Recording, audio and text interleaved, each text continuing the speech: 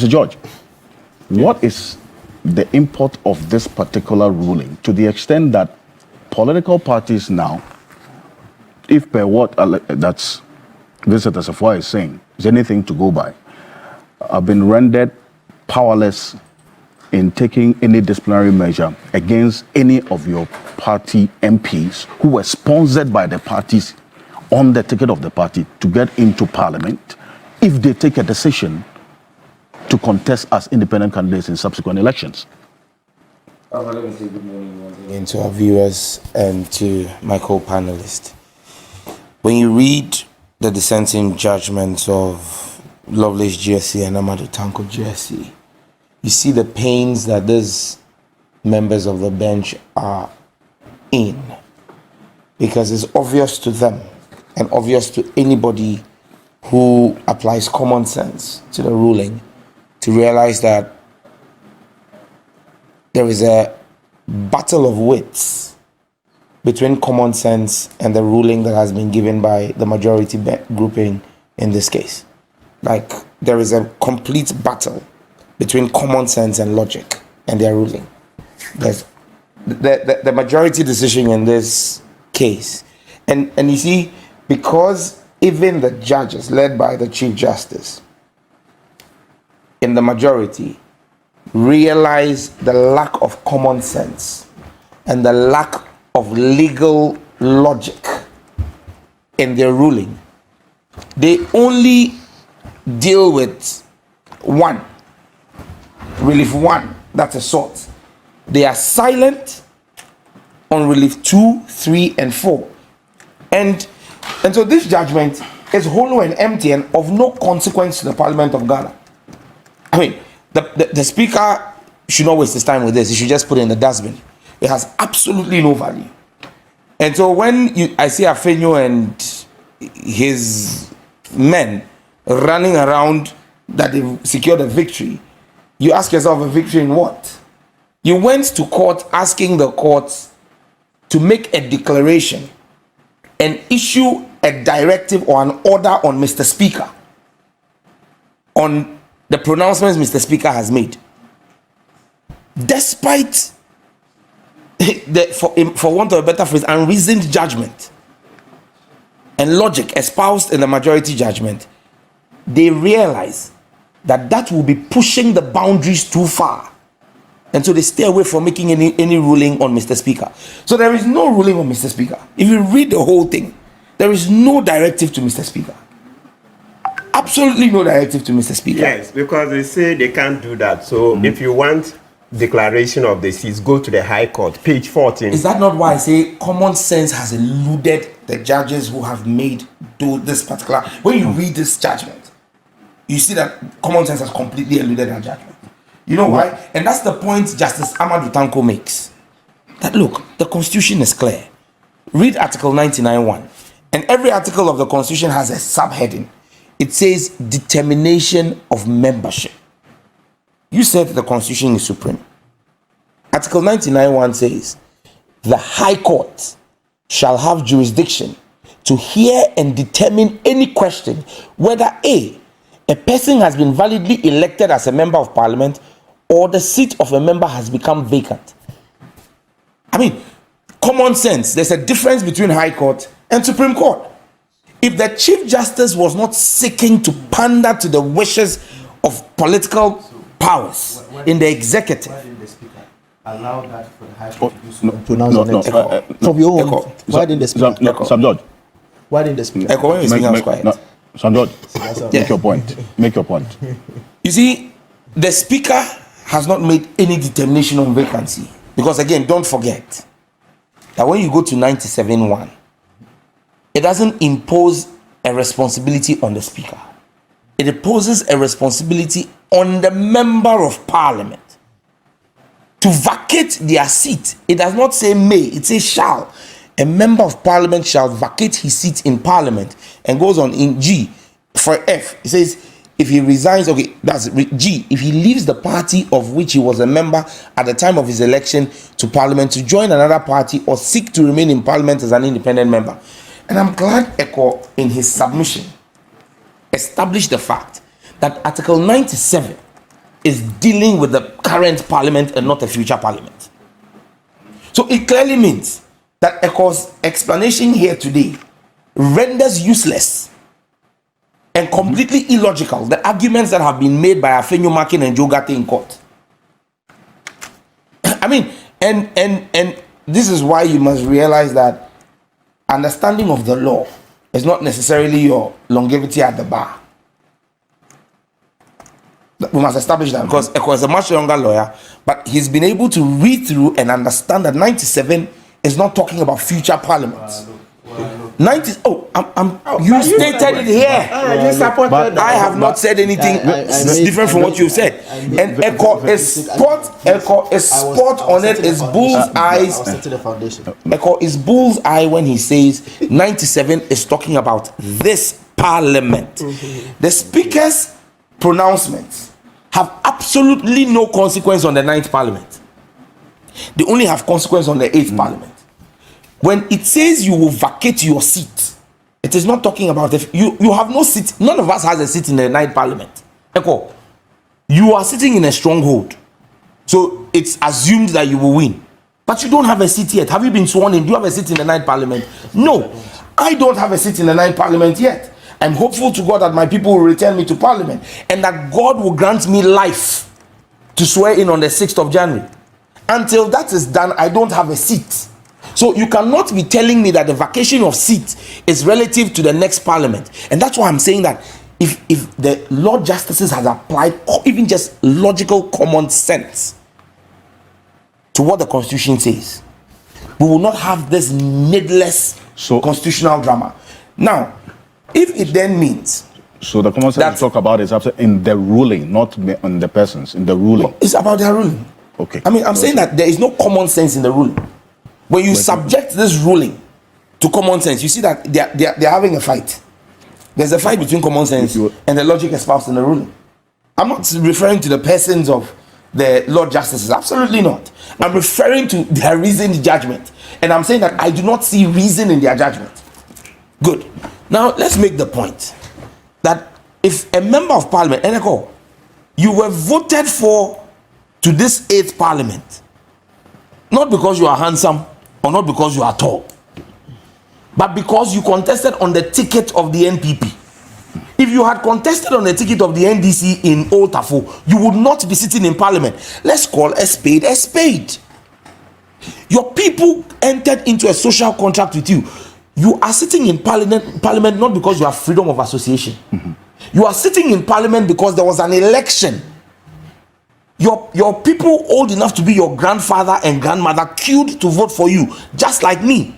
They voted on the basis of the representation I made and you made to them. I made a representation to the people of Ningo Pram Pram that I'm contesting on the ticket of the NDC. You made a representation to the people of Old Tafo that you are standing on the ticket of the NPP. It is that social contract we entered into with our constituents that gave us a seat in parliament. We sit in parliament not for ourselves, but in trust for the people we represent. Now, a decision of you or me or any other one of the 275 to alter that social contract means that you no longer have legitimacy. Alter in terms of current or future? Current. But their intention is... Wait. No. The question of vacation of seat is not about future, it's about current. But the speakers, and the speaker's ruling. Listen, Echo. The speaker's pronouncements do not say that Cynthia Mamle Morrison, Kojo Asante, Andre Siama, and Peter Kwacheaka cannot sit in the 9th parliament. The speaker has no such power because he cannot even be vacating something that does not exist. Do you understand me? The 9th parliament does not exist. The only thing he can enforce vacation of, which 97 of the framework of the constitution intended in 97-1 is the current parliament. Today, wait, Echo. So why did the Speaker of Parliament assume that there is a... No, the High Court would only do that when there is a dispute. Listen, this is what there was a dispute. So So if there was a dispute, why didn't you go to the High Court? Why did you go to the Supreme Court? Because it also borders on interpretation. Absolutely not. So It borders on interpretation. when you read the rules of practice, Echo, the rules of practice, and you see, I have my this own is why, Echo, please. This is why people say the Chief Justice, and I'm singling out the Chief Justice. Because she is the one who empanels, and she is the one who has led us into this constitutional crisis. She spoke about a constitutional crisis. The Chief Justice is becoming detrimental to our democracy. Why is that? Listen, the Chief Justice herself is aware that the Supreme Court on several occasions has refused to hear matters where their original jurisdiction has been invoked when the Constitution is clear. Article 33 of the Constitution and Article 99(1) of the Constitution are clear when it has to do with fundamental human rights. Your first point, of course, should be the High Court. When it has to do with determination of membership or a vacancy, It has exceptions. it's the High Court. It has exceptions. There's no exception There here. are exceptions. There's no exception here. 130, read the first but- paragraph. No. There's Listen, a point. we will go to Article 130. Oh, wait. Alfred, hold on. Article 131 says, subject Yes. to the jurisdiction of the High Court, in the enforcement of the fundamental human rights and freedoms as provided in Article 33, the Supreme Court shall have exclusive original jurisdiction in matters relating to the enforcement or interpretation of this Constitution. Good. All matters arising as to whether an enactment was made in excess of the powers conferred on Parliament or any other authority. Now, where have no, wait. No, listen. Article 131 has existed. What is his argument? That Because of Article 131, it's an exemption to Article 33. Listen, Of course, it's an exemption to Article 33. Listen, Sam George, in that instance, Make your point. in that instance, what it would then mean is that the Supreme Court would then have jurisdiction on every matter. That's not true. Because every matter that goes before any court in this land are based on the Constitution or an error of the Constitution. So then it means that every lawyer would then wake up and say that, look, I don't want to go to the High Court. I don't want to go to a court of appeal. I'm invoking the original jurisdiction because this is a fundamental human rights issue. And so I'm going. That borders on absurdity. And that is what our Supreme Court, led by the Chief Justice, some members of the Supreme Court, are lending themselves to such legal absurdity. Because you see, it is legally absurd that our Supreme Court, our Chief Justice, would allow herself to be used in such a manner to bring the Supreme Court to a place where the Supreme Court is standing in direct conflict when it comes to original jurisdiction on matters of fundamental human rights and a determination of membership or vacancy of same that is explicitly spelled out in the Constitution as the prerogative of the High Court. In fact, it goes ahead to say that when there is an issue that borders on interpretation in the High Court, the case in the High Court will be stayed for that interpretation to go to the Supreme Court and come back to the High Court. Yes. Now, what you are seeing is a Supreme Court under the current Chief Justice that is overly overstepping its boundaries. First and foremost, seeking to get into the matters of Parliament, which is a closed book. And I expect, Mr. Speaker, It has not happened now. I mean, that is. I expect, Mr. Speaker, they address that I am matter expecting, of Mr. whether Speaker, Parliament has ruling. I'm expecting, Mr. Speaker, Read Article 125. It has nullified that closed book argument. I have respect. I have respect for our viewers. I'm not going to be doing this with Echo. No. Senior, I agree. Senior, let me see to you. It's fine. Go ahead. Good. Thank you. Listen, the Chief Justice is overstepping her powers and is bordering on abuse of her powers under Article 296. She's being arbitrary and capricious and malicious in the use of her powers, usurping the powers of her own lower courts, the High Courts, and then seeking to tell Parliament what to do. And that's why I have said that if the Chief Justice thinks she's so vested with so much power, she should come and sit in Parliament, convene Parliament, and go ahead and conduct government business for them. But you see, the Chief Justice must know, like the Speaker said, that we do not respect the supremacy of the Supreme Court. We respect the supremacy of the Constitution. The Supreme Court has no supremacy over the Parliament of Ghana.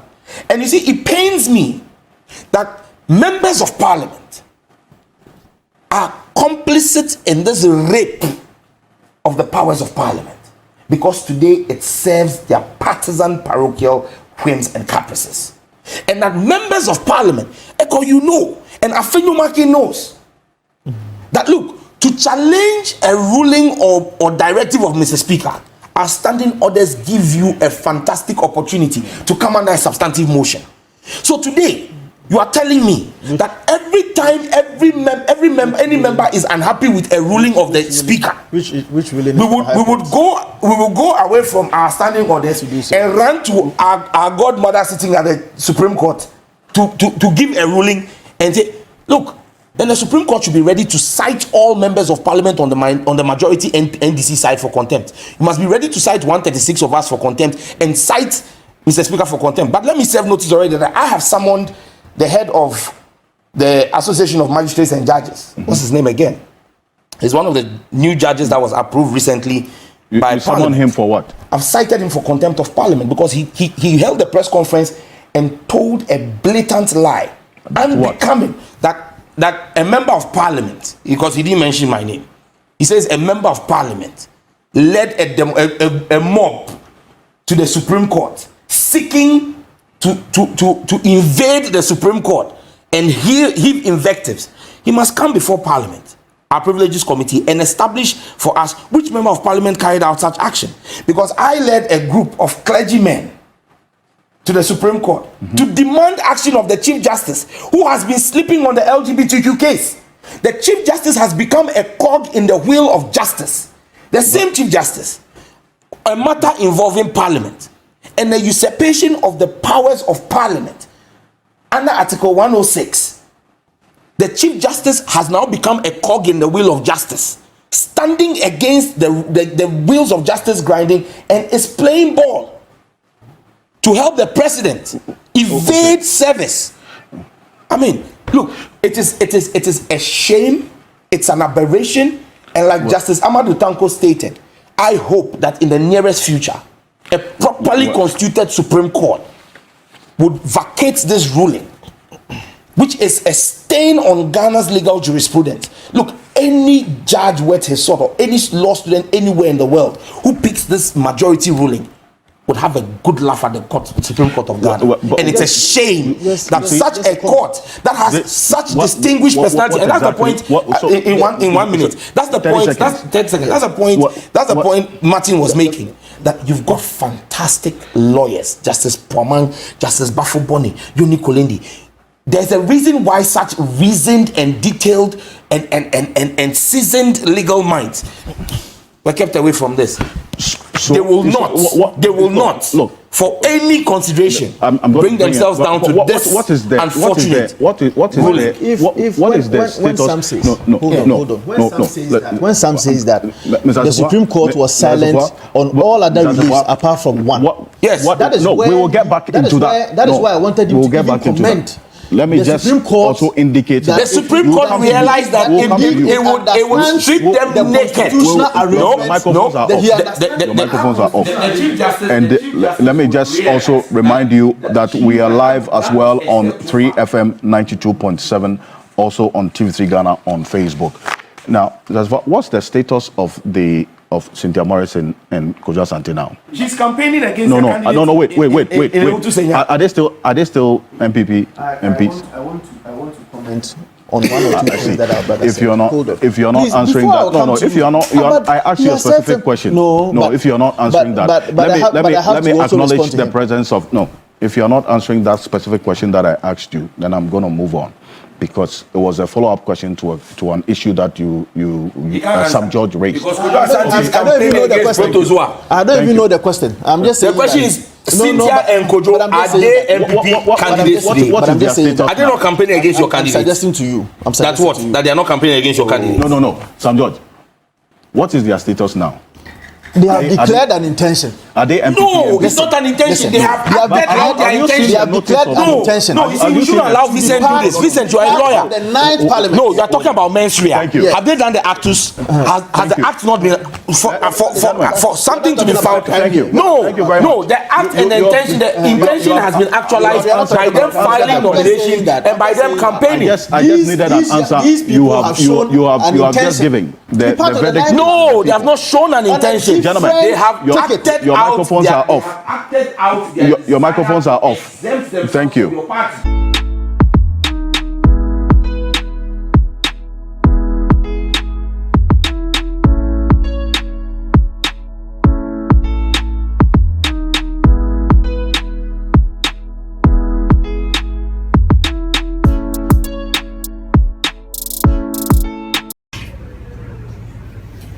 What up, my people? I go by the name T-Rhyme, aka the stylish rapper, aka Conscious, aka Fire, aka what I say, BBB. You watching Davcadotv. Keep it locked. Don't go nowhere. Alright.